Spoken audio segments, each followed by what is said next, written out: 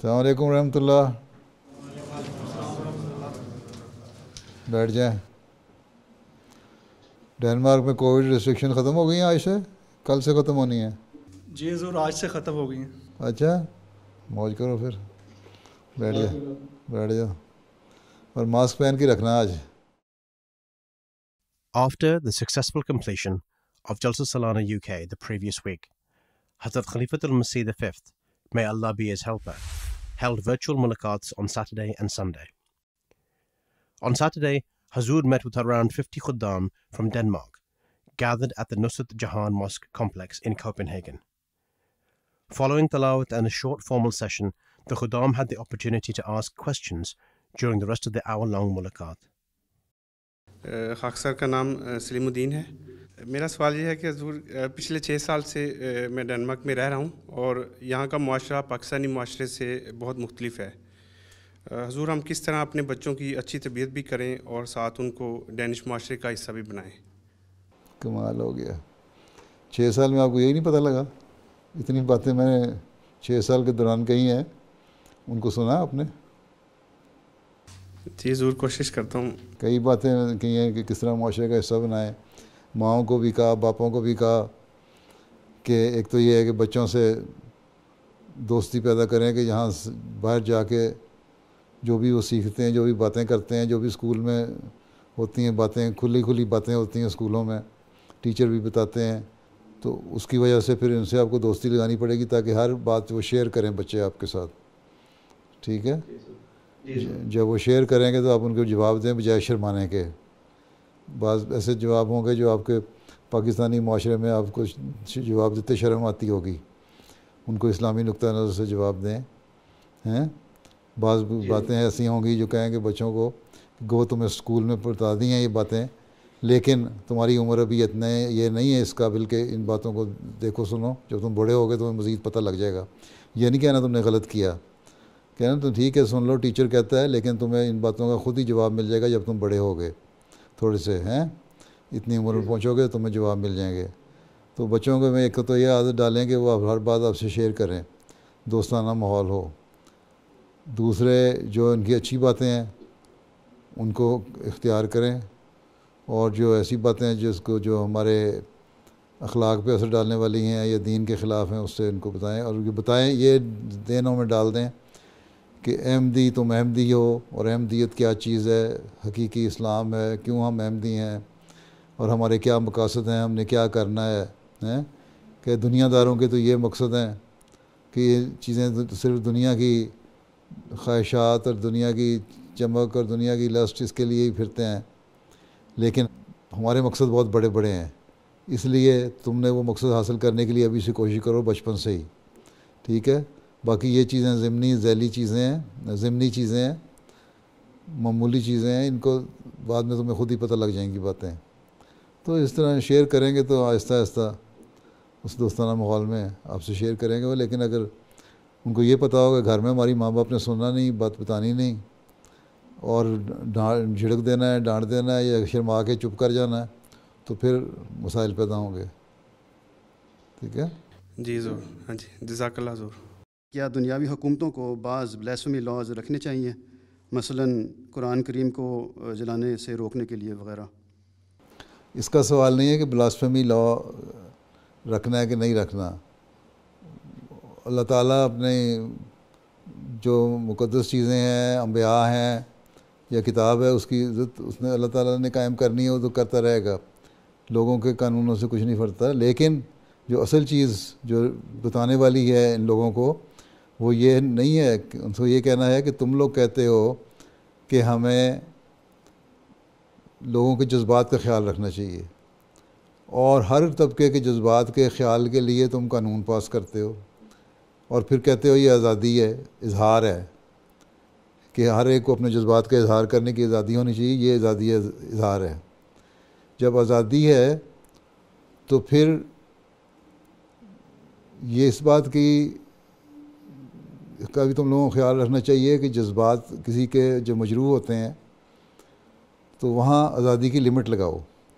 آزادی تمہیں یہ نہیں کہتی کہ تم لوگوں کی جیبوں سے پیسے نکالنے شروع کر دو، جیب کترے بن جاؤ. آزادی یہ نہیں کہتی کہ لوگوں کے اندر گھروں کو توڑ کے بریک ان کر کے جاؤ اور چوری کر کے ڈاکے ڈال کے ان کا مال لوٹ لو. یہ آزادی تو نہیں نا کہتی, قانون پکڑتا ہے نا.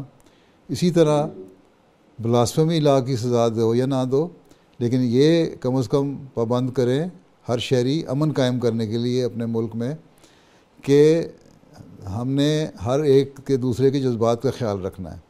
اور جب جذبات کا خیال رکھیں گے تو وہاں خود بخود ایک امن کی فضا قائم ہو جائے گی. اور جب امن کی فضا قائم ہو جائے گی, بھائی چارے کی فضا قائم ہو جائے گی, تو پھر دوسرے کے جذبات سے کوئی کھیلے گا نہیں. اصل چیز یہ ہے جو بتانے والی ہے. باقی بلاسفیمی لا تو اللہ تعالیٰ نے تو کوئی سزا نہیں دی, لیکن اللہ تعالیٰ یہ کہتا ہے کہ تم لوگ بھائی بھائی بن کے رہو, ابھی تم نے تلاوت بھی کی, اور ایک دوسرے کے جذبات کا خیال رکھو. ٹھیک ہے, اس قانون پہ اگر عمل کر لیں گے تو سارے مسائل حل ہو جائیں گے. اس قانون پہ اگر عمل کر لیں گے کہ ہمارا کام صرف حق لینا نہیں بلکہ حق دینا بھی ہے دوسرے کو, اگر یہ ہر شہری کو پتہ لگ جائے تو پھر یہ اصل چیز ہے جو مذہب سکھاتا ہے ہمیں. ٹھیک ہے, بہت سارے حقوق میں نے پچھلے سال 2019 کے جلسے میں بیان کیے, کیا حقوق ہیں, کچھ اب کیے. ان اگر حقوق کا خیال رکھا جائے تو فتنہ اور فساد پیدا ہی نہیں ہوتا. وہاں ضرورت ہی نہیں پڑتی کہ بلاسفیمی لا کو امپلیمنٹ کیا جائے کہ نہ کیا جائے. ٹھیک ہے, یا کوئی چیز ہے بھی نہیں. اصل چیز تو یہ ہے کہ ہم ایک دوسرے کے جذبات کا خیال رکھیں, اس بات کو ریئلائز کر لیں اور اس کی حقیقت کو پہنچ جائیں اور اس کی گہرائی کو پہنچ کے اس کے عمل کروانے لگ جائیں تو مسائل سارے حل ہو جاتے ہیں. محبت پیار اور بھائی چارہ قائم ہو جاتا ہے. اور جب یہ قائم ہو جائے گا تو کوئی دوسرے کے جذبات سے کھیلے گا ہی نہیں, چاہے وہ مذہبی جذبات ہیں یا ذاتی جذبات ہیں. ٹھیک ہے مولوی صاحب؟ جی حضور, جی بالکل حضور. ٹھیک ہے, پھر بیٹھ جاؤ. حضور میرا سوال ہے, کیا حضور کے خیال میں ایسا وقت آئے گا کہ دجالی طاقتیں احمدی حکومتوں سے جنگ کریں گی, اور اگر ایسا ہوگا تو کیا احمدیوں کو بھی قتال کرنا پڑے گا؟ بات یہ ہے کہ جب بھی ایسا وقت آئے کہ مذہب کو مٹانے کے لیے طاقت کا استعمال کرے کوئی بھی ملک, کوئی بھی دنیاوی حکومت, اس وقت احمدیوں کو بھی جہاد کی اور قتال کی اجازت ہے.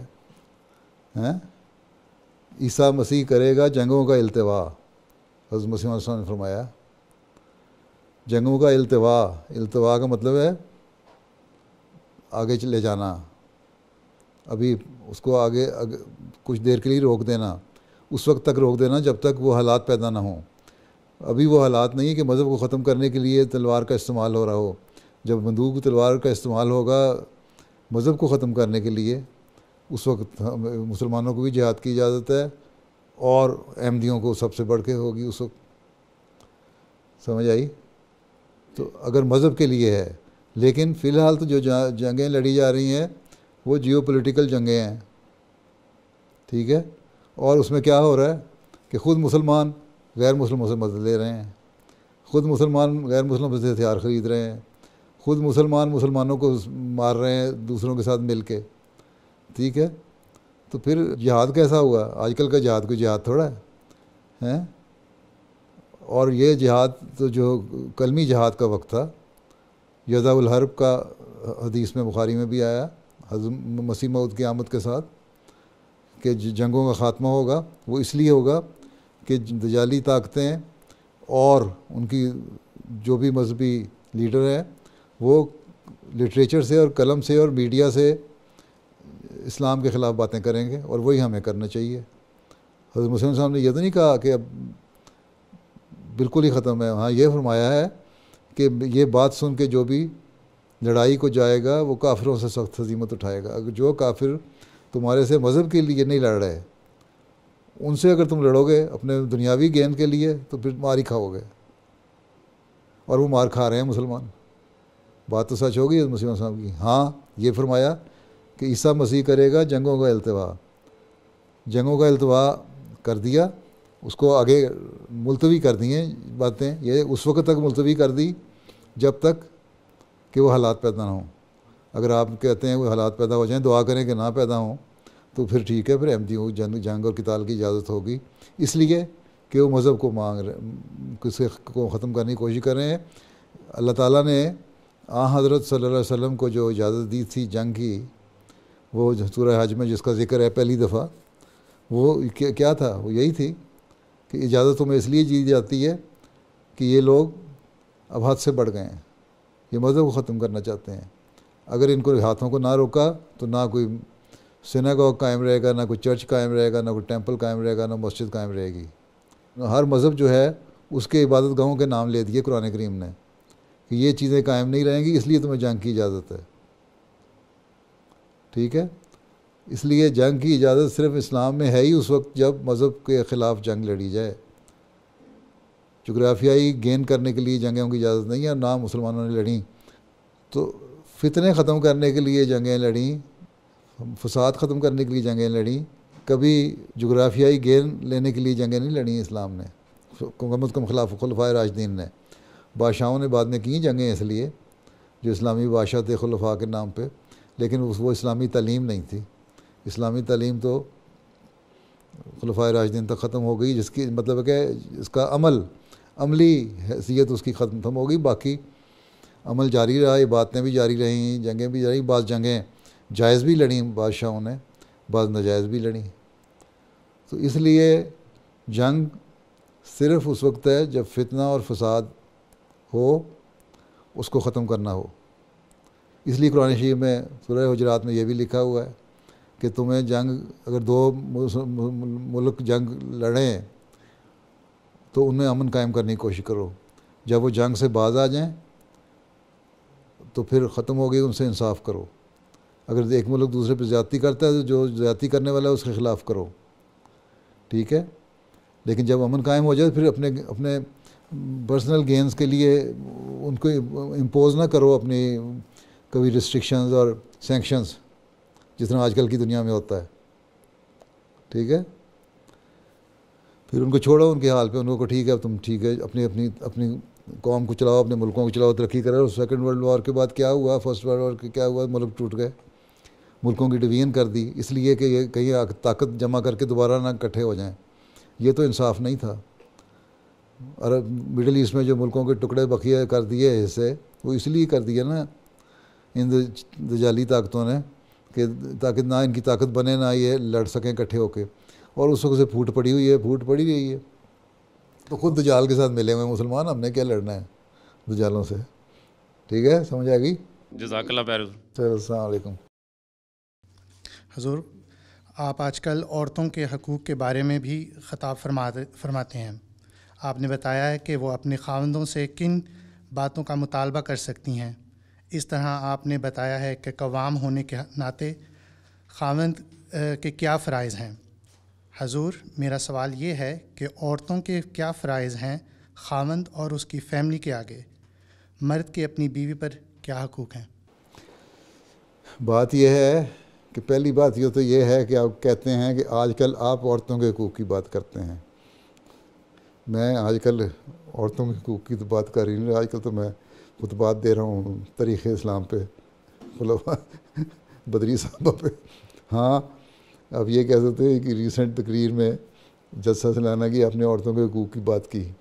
ٹھیک ہے، تو اگر اسی تقریر کو آپ غور سے سنیں، اس کو بات کو چھوڑیں کہ میں پہلے کیا کچھ کہہ چکا ہوں عورتوں کو کس طرح کہ ان کو اپنے فرائض ادا کرنے چاہیے ہیں. اسی تقریر میں اگر آپ اس کو غور سے سنیں، میں حیران ہوں کہ لوگوں نے غور سے سنا ہی نہیں. اور عورتوں نے بھی، کیونکہ بعض پوائنٹس ذرا زیادہ ہائی لائٹ ہو کے ان کی فیور میں چلے گئے تھے، اس لیے انہی کو دیکھا. اسی تقریر میں نے بتایا ہوا ہے کہ عورتوں کے کیا حقوق ہیں. اس میں اور وہ جو حدیث بیان کی، ایک لمبی حدیث تھی جس کا خلاصہ میں نے بیان کیا تھا کہ عورت حضرت صلی اللہ علیہ وسلم کے پاس آئی. اس نے کہا کہ مرد جو ہیں وہ نمازیں بھی پڑھتے ہیں، چندہ بھی دیتے ہیں، کمائی بھی کرتے ہیں، اور پھر جہاد پہ بھی جاتے ہیں، حج پہ بھی جاتے ہیں، تو اور عورتیں بعض دفعہ ایسے یہ کام نہیں کر سکتیں. تو جب گھر میں بیٹھ کے جو فرائض ادا کر رہی ہیں تو کیا ہمیں اس کا اجر اتنا ملے گا جتنا ان لوگوں کو جہاد وغیرہ کے برابر مل رہا ہے؟ تو آن صلی اللہ نے فرمایا کہ ہاں تم لوگوں کو ملے گا. ٹھیک ہے، تو اس کا مطلب یہ ہے کہ یہاں عورتوں کو یہ نہیں کہا گیا کہ مردوں کے حقوق نہیں ہیں. ان کو ثواب جو مل رہا ہے مردوں کو وہ عورتوں کے ثواب کے برابر ہے. ٹھیک ہے, برابر کر دیا نا ثواب میں. اللہ تعالیٰ نے قرآن شریف میں کئی جگہ یہی لکھا ہے کہ مرد کو بھی اس کے نیک کاموں کا اجر ملے گا, عورت کو بھی نیک کام کا اجر ملے گا. مرد کو بھی یہ چیز ملے گی, عورت کو بھی یہ چیز ملے گی. جنت میں مرد بھی ہوں گے, عورتیں بھی ہوں گی. گھر کو سنبھالنا, اس عورت نے جو یہ کہا تھا کہ ہم گھر کو سنبھالتی ہیں, اس کا مطلب وہ گھر کو سنبھالنے کا حق ادا کریں گی تو اجر ملے گا نا. یہ حدیث میں اس بات کی کو اگر غور سے دیکھیں کہ عورت نے کہا تھا ہم گھر کو سنبھالتی ہیں, اس کا مطلب ہے کہ وہ ذمہ داریاں ادا کرنے والی عورت ہے گھر کی. وہ بچوں کی حفاظت کرنے والی ہے, بچوں کی تربیت کرنے والی ہے, مرد کے بچوں کی. مرد کے گھر کی نگران ہے, اس کے جو گھر میں جو دولت اس کی پڑی ہے اس کی حفاظت کرنے والی ہے, اپنی عزت اور ناموس کی حفاظت کرنے والی ہے. وہ مرد سے وفاداری کرنے والی ہے, مرد سے وفاداری کرنے والی ہے اور اس کے حق ادا کرنے والی ہے. تبھی اللہ صلی اللہ نے فرمایا کہ ہاں اگر یہ تم لوگ ساری باتیں کر رہی ہو تو تمہیں جو مردوں کے جہاد اور باتوں اور حج اور فلاں فلاں کے ثواب میں اتنا اجر تمہیں بھی مل جائے گا. تو اسی حدیث میں عورتوں کو یہ کہہ دیا کہ تم یہ کام کرو گی تو ملے گا. یہ کب کہہ دیا کہ گھر بیٹھے مل جائے گا سب کچھ؟ اس کی لسٹ بنوائی. اس عورت نے یہ کہا تھا کہ ہم یہ کرتی ہیں, کیا ہمیں اس کا اجر ملے گا؟ ہاں اگر تم واقعی یہ کرتی ہو, اگر تم بچوں کی صحیح تربیت کر رہی ہو, تم خاوند کے گھر کی حفاظت کر رہی ہو, اس کے پیچھے اس کے اپنی عزت کا خیال رکھ رہی ہو اور اس کے پیسے کی حفاظت کر رہی ہو, اس کی دولت کی حفاظت کر رہی ہو اور ہر طرح سے اس کی خدمت کر رہی ہو, تو تمہیں یقیناً ثواب ملے گا اتنا ہی جتنا مردوں کو جہاد کا ثواب ملتا ہے. ذمہ داری تو ڈال دی. آپ کہاں سے کہتے ہیں کہ میں نے کہا میں نے صرف عورتوں کے حق کی بات کی؟ عورت پہ تو اتنی باتیں اسی حدیث میں بیان ہو گئی ہیں جو اس نے کرنی ہے گھر کو سنبھالنے کے لیے. اب آپ کے بچے کی تربیت اگر صحیح ہو جائے تو کیا عورت اس بات کی حقدار نہیں ہے کہ آپ اس کو سے نیک سلوک کریں؟ اگر عورت آپ کے گھر کی حفاظت کر رہی ہے, کیا عورت اس بات کی حقدار نہیں ہے کہ آپ اس سے نیک سلوک کریں؟ اگر عورت اپنی عزت اور ناموس کی حفاظت کر رہی ہے, اپنے خامد سے سنسیئر اور وفادار ہے اور اس کا پیار کا حق ادا کرنے والی بیوی ہے, تو کیا وہ اس بات کی حقدار نہیں ہے کہ آپ اس سے نیک سلوک کریں؟ ہے نا. بس پھر کہاں سے حق آ گئے؟ حق تو دونوں کے بیان ہو گئے. اسی غور سے سنیں تو اسی حدیث میں دونوں کے حق ادا ہو جاتے ہیں. ٹھیک ہے سر. تو یہ سارے حق دونوں کو دیے ہوئے ہیں کہ تم یہ کرو تو اس کو اجر فلاں فلاں چیز کا ہے اور عورت کو اجر یہ چیز کا ہے. ہاں مرد کو یہ کہا ہے تم اس سے نیک سلوک کرو, عاشرہن بالمعروف. تو جو نیک سلوک ہے وہ اس لیے ہے کہ جب تمہارے وہ حق ادا کر رہی ہے عورت تو اسے نیک سلوک کرو. جی بالکل حضور. ٹھیک ہے نا, چلیں پھر بیٹھ جائیں. جزاک اللہ حضور. میرا سوال ہے کہ ہم میڈیا میں دیکھتے ہیں کہ میڈیا اٹیک کرتا ہے, ٹارگٹ کرتا ہے مسلمس کو, تو میں پوچھنا چاہتا ہوں کہ کیوں مسلم کو ٹارگٹ کرتا ہے؟ کیوں کرتا ہے یہ تو میڈیا بتا سکتا ہے. یہ تو جو کرتے ہیں, جو پاگلوں والی حرکتیں کرتا ہے, اس جو یا کوئی ظلم کرتا ہے تو اس ظلم سے پوچھو تم کیوں کر رہے ہو, میں تمہیں کیا بتا سکتا ہوں.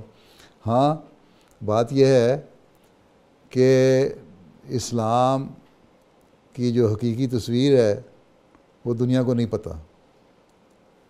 دنیا نے یہ دیکھا کہ سیریا میں جنگ لڑ رہے ہیں, مسلمان کو مار رہا ہے. دنیا نے یہ دیکھا یمن میں ظلم ہو رہا ہے. دنیا نے یہ دیکھا طالبان ظلم کر رہے ہیں. دنیا میں یہ دیکھا کہ القاعدہ نے ظلم کر رہے ہیں بلا وجہ. ٹھیک ہے, دنیا نے یہ دیکھ لیا کہ وہ کہتے ہیں جی یورپ کے خلاف بلا وجہ بول رہے ہیں بعض باتوں پہ, بعض حقائق صحیح بھی نہیں ہیں. کوئی باکو حرام ہے, کوئی الشباب ہے, کوئی فلاں تنظیم ہے, کوئی فلاں تنظیم ہے. جہاں جہاں ہے مسلمانوں کے نام پہ غلط حرکتیں ہو رہی ہیں. تو اس لیے دنیا ٹارگٹ کرتی ہے ان کو. اگر صحیح اسلام کی تصویر بتائی جائے, جب ہم بتاتے ہیں پیس کانفرنس کرتے ہیں یا میں کہیں بھی جاتا ہوں ملک دنیا کو بتاتا ہوں, پریس کانفرنس میں بھی بتا دیتا ہوں, لوگوں کو بتاتا ہوں, تو وہ کہتے ہیں یہ اسلام جو تم بتا رہے ہو, اور میں کئی دفعہ کل کے خطبے میں میں نے لوگوں کے واقعات سنائے اور ہمیشہ بھی سناتا رہتا ہوں. یہ اسلام جو تم بتاتے ہو یہ ایسا اسلام ہے، یہ تو ہر ایک اس کو قبول کرنے کو اور اس کے حق میں بولنے کو تیار ہے. اس لیے ہماری طرف سے کمزوری ہے کہ ہم دنیا کو بتا نہیں رہے. اب آخر اس زمانے میں تو حضرت مسیح موعود علیہ الصلوۃ والسلام کی جماعت کے افراد کا ہی کام ہے نا کہ دنیا کو بتائیں کہ اصل اسلام کی تصویر کیا ہے اور حقیقت کیا ہے. تو یہ آپ لوگوں کا کام ہے. کوئی بھی واقعہ ہوتا ہے تو اس پہ اسلام کی حقیقی تعلیم کو بارے میں ہائی لائٹ کر کے بتایا کریں کہ یہ اسلام کی تعلیم ہے، یہ جو ہوا رہا ہے یہ غلط ہو رہا ہے. اسلام کی مختلف وقتوں میں چھوٹے چھوٹے خط اور مضمون لکھتے رہا کریں، کوئی موقع ہاتھ سے نہ جانے دیا کریں. تو جب دنیا کو انلائٹنمنٹ ہو جائے گی، پتہ لگ جائے گا کہ کیا حقیقت ہے اسلام کی، تو پھر لوگوں کو نئی اسلام کے خلاف بولیں گے. تو اس زمانے میں یہ ہمارا کام ہے دنیا کو بتائیں، اور جہاں تک ہمارے سے ہو سکتا ہے ہم بتاتے ہیں. آپ لوگ اپنے اپنے ملک میں بتائیں، پیس کے لیے لٹریچر تقسیم کریں، پمفلٹ تقسیم کریں. اس وقت تک تو آپ کا اتنا چھوٹا سا ملک ہے ڈنمارک، ملک کے ہر شخص تک اسلام کا امن کا پیغام پہنچانا چاہیے تھا. بروشر ایک شائع کرتے. کتنی آبادی ہے ملک کی؟ 5 ملین. 5 ملین. تو 5 ملین تو کوئی آبادی نہیں. 5 ملین تک تو آپ آرام سے پمفلٹ پہنچا سکتے ہیں. ٹھیک ہے کہ اسلام کی یہ خوبصورت تصویر ہے. ایک دیا، پھر اگلا پیغام دیا کہ یہ اسلام کی خوبصورت تعلیم ہے اور اس تعلیم کو پھیلانے کے لیے اللہ میاں نے مسیح موعود کو بھیجا. تو یہ ہماری جب تک ہم ہر ایک شخص تک ہماری ایکسیس نہیں ہوتی اور اس تک ہم پہنچتے نہیں، تو یہ سارا کچھ کرنا یہ تو آپ لوگوں کا کام ہے نا. تو اس تک پہنچائیں اور میڈیا کا منہ بند کریں اور میڈیا سے تعلق پیدا کریں. میڈیا کو بتائیں، وہ آپ کی دعوتوں پہ بھی آئیں، آپ کے فنکشنز پہ بھی آئیں اور آپ کے آرٹیکل بھی شائع کریں.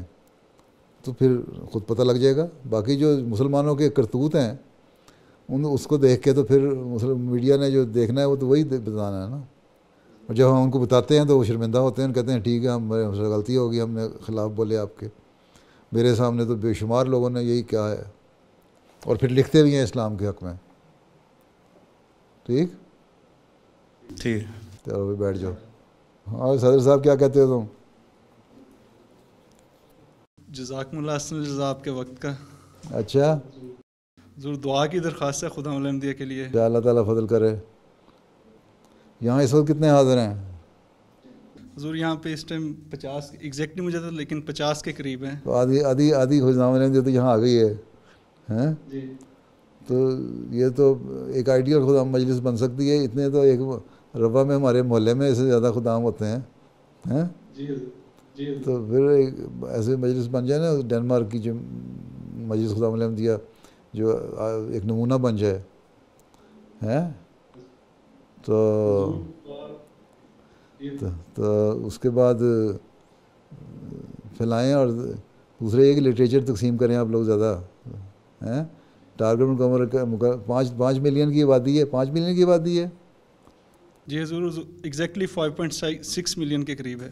ہاں تو پھر کم از کم ہر سال 2.5 لاکھ کے قریب لٹریچر تو تقسیم ہونا چاہیے آپ کی طرف سے. جی حضور انشاءاللہ 2.5 سے 5 لاکھ ہیں انشاءاللہ حضور ہم پوری کوشش کریں گے. ہاں اگر آپ لوگ 2.5 لاکھ کریں، انصار اللہ 2.5 لاکھ کرے، لجنہ کرے 2.5 لاکھ ہیں، تو تقریباً 2.25 ملین ہو گیا. 6 سال میں آپ سارے ڈنمارک کو بتا سکتے ہیں. ابھی تو آپ کے 5% لوگوں کو بھی نہیں پتہ کہ جو احمدیت کیا چیز ہے. جی حضور. چلو پھر اللہ حافظ.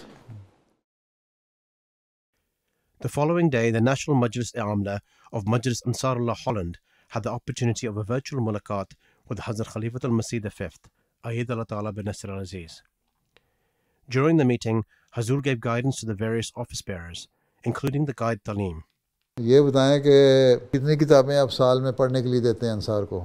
اس دفعہ ہم نے پہلے تو زیادہ دیتے تھے، اس دفعہ ہم نے ایک کتاب رکھی ہے. کون سی؟ حقیقت الوحی. حقیقت الوحی رکھی ہے. ماشاء اللہ. 1 سال میں پڑھنی ہے یا اس کو ڈیوائڈ کیا ہے 2-3 سالوں میں؟ 1 سال میں. اچھا. تو اس میں یہ بتائیں کہ عاملہ کے ممبران نے کتنا نے پڑھ لی؟ پہلے گھر سے شروع کریں نا، گھر آپ کا عاملہ ہے. مجھے بتائیں عاملہ کے ممبران نے پڑھی؟ پہلے تو عاملہ سے رپورٹ لینا، صدر صاحب سے شروع کریں اور پھر باقیوں کو سے پوچھتے جائیں کہ ہاں بھائی پڑھ لی کتنی پڑھ لی. جب عاملہ نے پڑھ لی تو پھر آپ جائیں اپنے زوما کے پاس, جی حضور. پھر دیکھیں زوما نے پڑھ لی, پھر جائیں آپ اپنے ناظمین کے پاس, پھر دیکھیں انہوں نے پڑھ لی, پھر آپ غیر عہدیدار ناصر سے پوچھیں. تو اگر آپ عاملہ کے ممبران جو ہے ہر لیول پہ ان سے کتابیں پڑھوا لیں یا کسی پروگرام میں بھی شامل کر لیں تو 60% تو آپ کی تجنید کا ویسے ہی کام ہو جاتا ہے. بس آپ کی عاملہ جو ہیں مختلف لیولز کی اگر وہ ایکٹیو ہو جائیں تو 60% کام تو آپ کا ہو گیا, وہ مسئلہ ہی نہیں رہتا. مسئلہ یہ ہے کہ ہم صرف گھر بیٹھ کے آرڈر کر دیتے ہیں, خود پڑھتے نہیں. آپ نے کتنی پڑھ لی ہے؟ حضور تقریباً 70% پڑھ لی. اچھا, جو پہلا شروع کا حصہ ہے اس میں کیا مضمون ہے 50-60 صفحوں میں؟ اس میں حضور کے جو وحی کی حضور نے اقسام بیان کی ہیں. خوابیں دیکھ کے زیادہ خوش نہ ہو جایا کرو, اصل چیز نیکی ہے تقویٰ ہے. ہاں خلاصہ یہ ہے اس کا. اچھا یہ خیر بہرحال آپ اپنے جو قائدین ہیں ان سے رپورٹ بھی لیں کتنوں نے پڑھی, پھر زوما سے لیں اور ناظمین سے لیں, اور اگر کہیں منتظمین ہیں تو ان سے بھی لیں. جی حضور. اور پھر دوسرے انصار ممبران ہیں, مجلس کے ممبران, ان سے پوچھیں. اور اپنے ہر لیول کے اوپر آپ کا جو ناظم تعلیم ہے اس کو ایکٹیو کریں کہ وہ رپورٹ دیا کرے پتہ کر کے. ہاں جی حمید صاحب, are you okay? I'm all right, alhamdulillah, Hazur. اچھا, are you strong enough to stand up? I try to do my best. No, I think you sit down on your chair. Jazakallah, Hazur. Well, I have been appointed Rukn Khususi by Sada Sahab. Acha, Rukn Khususi, mashallah. Yeah. So your duty is just to pray for Ansarullah that they work. That I'm doing, Hazur. Yes. Okay, Allah bless you. But otherwise you look very fine, I think. Alhamdulillah, Hazur. With humble request for prayers. Okay, Allah Ta'ala give you sound health and bless you. Ameen. السلام علیکم ورحمۃ اللہ. وعلیکم السلام ورحمۃ اللہ وبرکاتہ. خاکسار اس سال میں معاون صدر کے طور پہ اور زعیم مجلس دنہاق کے طور پر خدمات انجام دے رہا ہے. اچھا ماشاءاللہ. تو صرف آپ اور حمید صاحب ہی ہیں دو میرے خیال عمر رسیدہ اس معاملہ میں, زیادہ بوڑھے تو نہیں نہ ہوئے ابھی؟ میں حضور تقریباً 70 کا ہونے والا ہوں. 70 کے؟ ہاں جی, ابھی تو جوان. تو پھر تو جوان ہے, میں تو نہیں اپنے آپ کو بوڑھا سمجھتا. جی بالکل. اچھا, میں سمجھا شاید آپ 80 کے ہونے والے ہیں. نہیں. اچھا, ٹھیک, چلیں پھر بیٹھیں. Towards the end of the meeting, some of the Amla members were able to ask questions. میرا یہ سوال ہے کہ ہمارے نیشنل عاملہ کے ممبران اور اسی طرح لوکل سطح پر بھی جو عاملہ ممبران ہیں ان کے ساتھ مختلف موقعوں پر انصار کا رویہ بعض دفعہ ایسا ہوتا ہے کہ ان کی ذرا حوصلہ شکنی ہو جاتی ہے. ان کو حوصلہ دینے کے لیے کیا کرنا چاہیے؟ اگر تو وہ ان ممبران کے لیے کام کر رہے ہیں تو پھر تو حوصلہ شکنی جائز ہے, اور اگر وہ خدا تعالیٰ کی خاطر کام کر رہے ہیں تو حوصلہ شکنی ناجائز ہے. وہ تو بچے تو نہیں نا انصار, ماشاء اللہ 40 سال کی میچور عمر کے بعد انصار میں داخل ہوتے ہیں. اس کے بعد اگر کوئی کسی ناصر کی طرف سے حوصلہ شکنی ہو بھی جاتی ہے, حوصلہ شکنی ہوتی ہے بعض بوڑھوں کی طرف سے, جو بندہ 65 سال کراس کرتا ہے نا وہ بعض وقت سنا بھی دیتا ہے, یا پھر بعض ہو سکتا ہے نوجوان انصار جو ہیں ان کی طرف سے بھی ہو جاتی ہو, لیکن عموماً بڑوں کی طرف سے ہوتی ہے.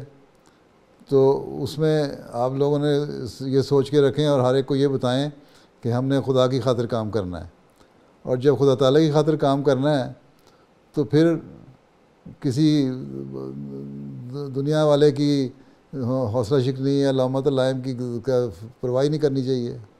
تو بچے تو نہیں, آپ ماشاءاللہ 40 سال کی عمر گزار کے پورے میچور ہو چکے ہیں, اس میں تو حوصلہ شکنی ہو بھی ہے تو کیا ہے. تو کیا حضرت صلی اللہ علیہ وسلم نے جب اپنے رشتہ داروں کو بلایا تھا تبلیغ کے لیے, نبوت کی مقام ملنے کے بعد تو روٹی کھا کے سارے دوڑ گئے تھے, حوصلہ شکنی کرتی تھی, تو کیا آن وسلم نے ہار مان لی تھی؟ ٹھیک ہے, انہوں نے اگلی دفعہ پھر تھوڑی دیر عرصے کے بعد دوبارہ دعوت کی, دوبارہ پہلے اپنا پیغام پہنچایا, پھر ان کو روٹی کھلائی, اور اس کے بعد بھی روٹی کھا کے چلے گئے ڈھیٹ قسم کے لوگ, تو کیا حوصلہ شکنی ہو گئی؟ تو ہم تو مضبوط اعصاب کے مالک ہونے چاہیے کارکنان, تو ہر آدمی, اور چاہے اپنوں کی طرف سے ہو یا غیروں کی طرف سے ہو, پرواہ نہیں کرنی چاہیے, اور یہ سوچ رکھنی چاہیے کہ ہم خدا تعالیٰ کی خاطر کام کر رہے ہیں. جب خدا تعالیٰ کی خاطر کام کر رہے ہیں تو پھر کسی انسان کی تعریف یا بدتعریفی کا پرواہ نہیں کرنی چاہیے. ٹھیک ہے, اللہ تعالیٰ نے جزا دینی ہے, جب ہمارے کام کی اللہ تعالیٰ نے جزا دینی ہے تو بس پھر اس سے جزا مانگیں, پھر بندوں سے کیوں کسی قسم کی ریوارڈ مانگنا چاہتے ہیں. ٹھیک جی پیارے. ہمارے جو تعلیم کا پرچہ ہے اس کے بہت کم رسپانس آتے ہیں, آلموسٹ 10% رسپانس آ رہا ہے, اور عاملہ کی طرف سے بھی نہیں کوئی اچھا رسپانس آتا. پہلے تو عاملہ سے شروع کریں نا, عاملہ کی طرف سے اگر نہیں آتا تو صدر صاحب سے کہیں ایسی عاملہ ممبران کو عاملہ سے نکال دیں. ہیں, ایک ہی علاج ہے کہ جو عاملہ ایکٹیو ممبران نہیں ہے اور یہ جو بنیادی تعاون نہیں کرنے والے, اگر عاملہ والے خود نہیں کام کرے تو صرف افسر بنا کے تو نہیں بٹھانے کے لیے رکھے ہوئے ہم نے یہاں ہیں. اب یہ کہتے ہیں آپ کے قائد صاحب عمومی حوصلہ شکنی ہوتی ہے. اب حوصلہ شکنی اگر آپ لوگ 100% کام کر رہے ہوں, اپنے اندر پرفیکشن پیدا کر لیں, اور دنیا کو پتہ ہو, ممبران کو پتہ ہو, انصار کو پتہ ہو کہ ہمارے جو عہدیداران ہیں وہ کام کرنے والے ہیں اور بڑی دل جمی سے کام کرنے والے ہیں, اور جو جماعتی حکم جو آتا ہے اس پہ خود بھی تعمیل کرتے ہیں, اگر ہمیں تعمیل کروانے کے لیے کہتے ہیں, تو پھر وہ تعاون بھی کریں گے اور حوصلہ شکنی بھی نہیں کریں گے. جب یہ احساس پیدا ہو جائے کہ خود تو کام کرتے نہیں, بد اعتمادی کی کیفیت پیدا ہو جائے کہ عاملہ کے ممبران تو کام کر نہیں رہے, ہمیں کہتے ہیں پرچہ حل کرو, خود انہوں نے پرچہ نہیں حل کیا ہوا, تو پھر اس کے بعد حوصلہ شکنی نہ کریں انصار, تو پھر کیا کریں؟ تو اس لیے ایسے ممبران جو تعاون نہیں کرتے, جماعتی کوئی بھی پروگرام جو آپ دیتے ہیں ایک ناصر کے لیے, اس میں اگر عاملہ ممبران نچلی سطح سے لے کے مرکزی سطح تک اگر تعاون نہیں کرتا, تو صدر صاحب کا کام ہے وہ مجھے لکھیں کہ یہ تعاون کرنے والے نہیں, اس لیے ان کو ہٹا دیا جائے, اور ان کو بتایا جائے کہ تمہارے میں یہ کمزوریاں, اس کی وجہ سے تمہیں ہٹایا جا رہا ہے, تاکہ ان کو احساس بھی پیدا ہو کہ صرف عہدہ لینے کے لیے عہدیدار نہ بنے بلکہ خدمت کرنے کے لیے بنے. اور جب اس طرح کی سوچ پیدا ہوگی تو قائد صاحب عمومی کا سوال کا جواب بھی مل جائے گا, لوگ پھر تعاون بھی کریں گے کیونکہ اعتماد کی فضا قائم ہوگی. ٹھیک ہے, پہلے اپنے گھر سے شروع کریں, میں نے پہلے آپ کو کہا تھا کہ گھر سے شروع کریں, باقی کام خود ہی ہو جائے گا. 60% کام تو میں نے کہا تھا آپ کو ہو جاتا ہے اگر آپ کے عاملہ ممبران تعاون کرنے والے ہوں. جی حضور. ٹھیک ہے, جی حضور, جزاک اللہ. چلو صدر صاحب, اللہ حافظ و ناصر ہو. السلام علیکم ورحمۃ اللہ وبرکاتہ.